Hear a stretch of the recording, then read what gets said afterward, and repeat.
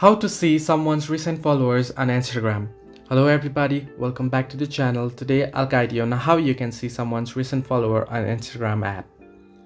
Now, if you open up the app, you'll get an interface like this. Now you can either search for the user that you want to see the followers from your search bar. Either if you don't want to do so, then you can simply head into your profile. Now if they are your following or you are following the user that you want to see the followers of, then you can simply tap on your followers and you'll be able to see them.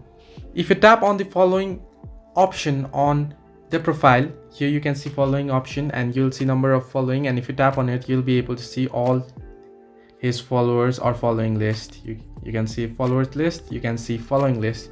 Now if you want to see recent followers, there is no particular option that you can see the recent followers, but the recent users that follow them will appear at the top, so you can look at them, and the users that appear at the top most probably followed them recently only.